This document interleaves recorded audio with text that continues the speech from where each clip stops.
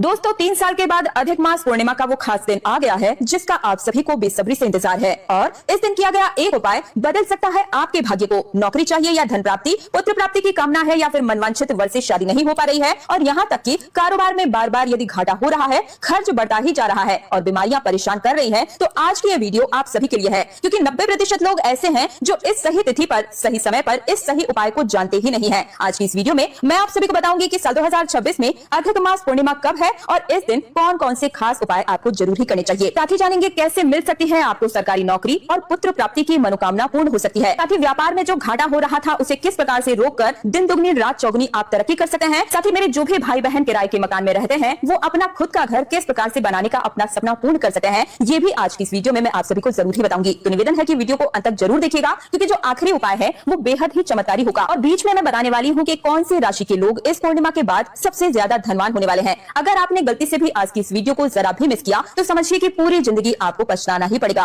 और ऐसी जानकारी आपको कहीं से भी प्राप्त नहीं होगी। कुछ उपाय मैं अपनी पर्सनल लाइफ से जुड़े हुए भी आप सभी के साथ शेयर करूंगी क्योंकि दोस्तों अधिक मास पूर्णिमा साल का वो दुर्लभ दिन है जब किए गए उपाय कई गुना अधिक फलीभूत होते हैं। अगर जीवन में नौकरी से परेशानी है, धन की कमी या संतान सुख में रुकावट है, तो आज की इस वीडियो में बताए गए सभी उपाय आप सभी के लिए बेहद ही खास और महत्वपूर्ण है। ये एक ऐसा उपाय है जिसे करने से बदल सकती है आपकी किस्मत। अधिक मास पूर्णिमा की सही तिथि क्या है और वो दिव्य उपाय जो इस दिन हर किसी को जरूर ही करना चाहिए। लेकिन उससे पहले निवेदन रहेगा कि कमेंट सेक्शन में आप सभी जय मां लक्ष्मी जरूर ही लिखिए। साथ ही साथ कमेंट सेक्शन में आप सभी अपना नाम, डेट ऑफ बर्थ और जो स्थान है जहां से आप इस वीडियो को देख रहे हैं वो भी लिख दीजिएगा क्योंकि राशि के अनुरूप अलग से जो उपाय बनता पड़ेगा वो मैं आपको कमेंट सेक्शन में रिप्लाई के माध्यम से ही बता दूंगी। सबसे पहले जान लेते हैं कि पूर्णिमा की तिथि कब प्रारंभ हो रही है और कब इसका समापन होगा। देखिए साल 2026 में पूर्णिमा की जो तिथि है ये 2 दिन पड़ रही है, यानी कि 30 मई को भी और 31 मई को भी। ऐसे में पूर्णिमा तिथि का प्रारंभ होगा 30 मई 2026 को सुबह 11:58 पर और तिथि की समाप्ति होगी 31 मई को दोपहर 2:14 पर। 30 मई 2026 को ही हम व्रत करेंगे और इसी दिन सत्यनारायण भगवान की कथा भी सुनी जाएगी। 30 मई पूर्णिमा का दिन अधिक मास की पूर्णिमा आप सभी के लिए बेहद ही चमत्कारी है।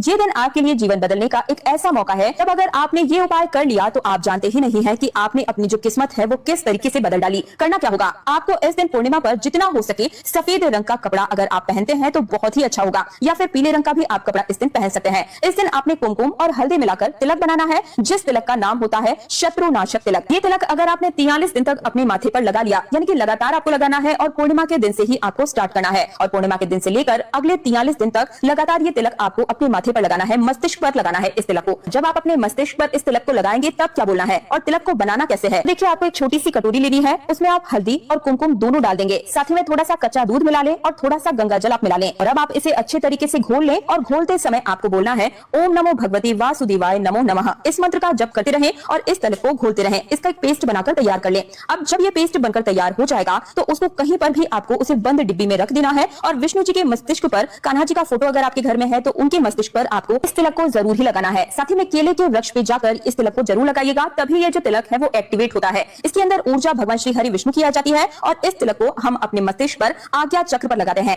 प्रेस करना है जब आप तिलक लगाएंगे अपने मस्तक पर तो इसे अच्छे से दबाना जरूर है। जब आप ये करेंगे पूर्णिमा पे तो आपके ज्ञान चक्षु जो होते हैं आज तक जो बंद थे वो अपने आप ही खुल जाएंगे और जो आप मैनिफेस्ट नहीं कर पा रहे थे वो अपने आप ही कर पाएंगे। एक्टिवेट कैसे हो जाएगा ये आपको मालूम भी नहीं पड़ेगा। दूसरी चीज आपको क्या करना है, आपको इस दिन यानी कि पूर्णिमा के दिन खीर जरूर ही बनानी है। इस दिन जब आप खीर बनाते हैं तो आपके मन में शांति होती है, आपके घर में शांति का अनुभव होता है और खीर बनाने से पैसे का जो आगमन है वो भी बढ़ना प्रारंभ हो जाता है क्योंकि माँ लक्ष्मी को शांति बहुत ज्यादा पसंद है। जिस घर में हमेशा कलेश होता रहता है ऐसे घर में माँ लक्ष्मी कभी प्रवेश नहीं करती और इसीलिए आपने देखा भी होगा जितने भी रिच लोग होते हैं, पैसे वाले लोग होते हैं, उनके घर में हमेशा शांति रहती है, कहीं भी लड़ाई झगड़े नहीं होते हैं। आप सबको भी अपने घर में बिल्कुल भी लड़ाई झगड़े नहीं करने हैं, शांति बनाए रखना है ताकि पॉजिटिव एनर्जी क्रिएट हो। तो करना क्या है, केवल आपको अपने घर पर खीर बनानी है, माँ लक्ष्मी को इसी से आपको भोग लगाना है और रात्रि के समय में अपने परिवार के साथ, अपने माता पिता के साथ बैठकर इस खीर को जरूर ही खाना है। खीर में थोड़ा सा केसर जरूर डालिएगा, बहुत ज्यादा अच्छा माना जाता है कि केसर की ऑस्पिशियस एनर्जी ही अलग होती है। तीसरी चीज आपको क्या करना है, आपके घर में यदि ठाकुर जी विराजमान है तो इस दिन उन्हें चंदन का लेप जरूर ही लगाना है। चंदन का लेप आप अपने घर पर बना लीजिए, थोड़ा सा घिस करके चंदन उसमें अच्छे से लेप बनाकर तैयार करें। जब आप लेप लगाते हैं ना तो अपने कष्टों को आप खुद ही खत्म करते हैं। जब आप किसी की सेवा करते हैं, जैसे आप ठाकुर जी की सेवा कर रहे हैं, उन्हें लेप की सेवा दे रहे हैं, तो आप अपने दुख को, अपने कष्टों का निवारण स्वयं ही कर रहे हैं। तो अगर आपके कष्ट बहुत ज्यादा बढ़ चुके हैं, बहुत ही ज्यादा पीड़ित हैं आप, बीमारियां घर कर चुकी है, आपके घर में नेगेटिविटी बहुत ज्यादा है, तो ऐसे में आप सभी को अधिक मास की इस पूर्णिमा को अपने हाथ से खाली बिल्कुल नहीं जाने देना है।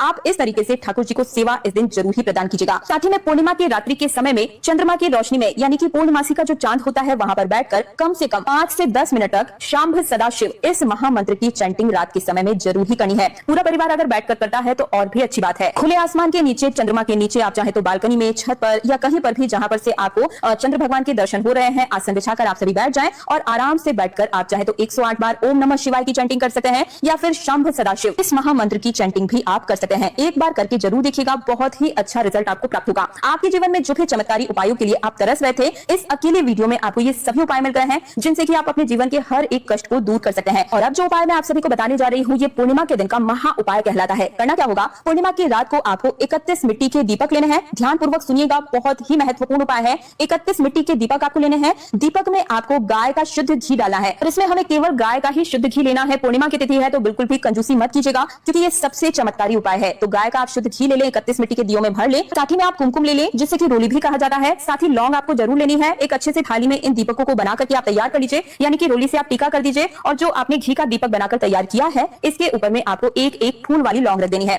ध्यान रहे कि फूल वाली लौंग ही होनी चाहिए। साथ ही में थोड़ी सी सफेद तिल हम लेंगे। काले तिल भी आप चाहे तो रख सकते हैं, सफेद तिल लेते हैं तो और भी शुभ है। और शाम के समय में, यानी कि लगभग 8 बजे के आसपास में, रात्रि के समय में, जब चंद्रमा के दर्शन हो जाए, उस समय में एक चौकी पर भगवान श्री हरि विष्णु का फोटो, मां लक्ष्मी की फोटो आप रखें और इनके सामने 31 दीपकों के अलावा एक दीपक पीतल का बड़ा सा आप लें, जो कि मां लक्ष्मी के सामने आपको प्रज्वलित करना है। इसके बाद में आपको इन दीपकों को वहीं पर रखना है, उन्हें जलाना नहीं है। बस आपको पीतल का दीपक जो लिया है, केवल उसी को जलाना है। रोली, चावल, अक्षत, कुमकुम, हल्दी, सभी चीजों से आपको भगवान श्री हरि विष्णु, मां लक्ष्मी का पूजन करना है। तो वहीं पर बैठकर आपको बोलना है, भगवान श्री हरि विष्णु के हृदय में वास करने वाली हे मां लक्ष्मी, मेरे घर में पधारें, दरिद्रता को दूर करें और सभी के ऊपर अपनी कृपा बरसाएं। भगवान श्री हरि विष्णु मेरे ऊपर अपना आशीर्वाद बनाए रखिएगा। क्योंकि जब आप इस प्रकार से बोलते हैं ना कि भगवान श्री हरि विष्णु के हृदय में वास करने वाली मां लक्ष्मी, ये बात सुनने से मां लक्ष्मी तुरंत ही प्रसन्न होती है और आप लोग सीधे भगवान श्री हरि विष्णु को स्मरण करते हुए, मां लक्ष्मी को स्मरण करते हुए आप ये दीपक प्रज्वलित करें। क्योंकि जब तक आप भगवान श्री हरि विष्णु को स्मरण नहीं करेंगे, तब तक मां लक्ष्मी आपसे प्रसन्न नहीं होगी। तो ये बात आपको जरूर ही बोलनी है। इसके बाद में एक कमलगट्टी की माला लेनी है। मां लक्ष्मी के बीज मंत्र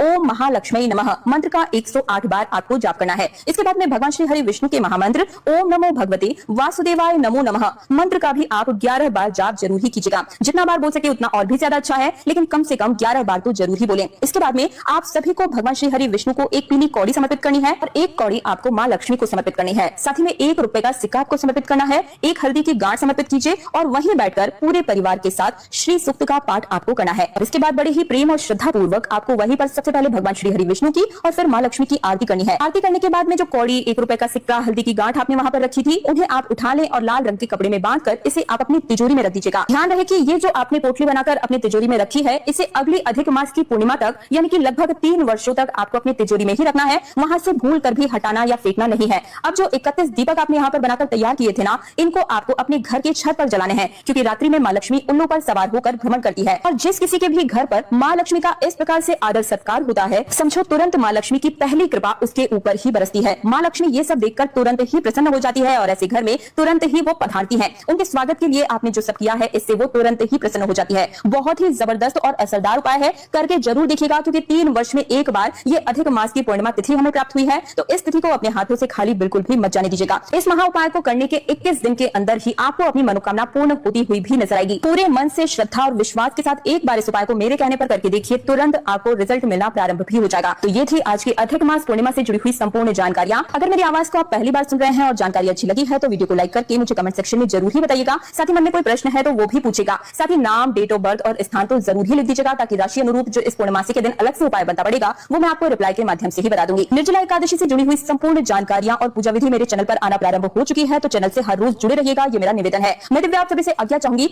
आप सभी को अधिक मास की पूर्णिमा तिथि की ढेरों शुभकामनाएं। हरे रामा हरे कृष्णा।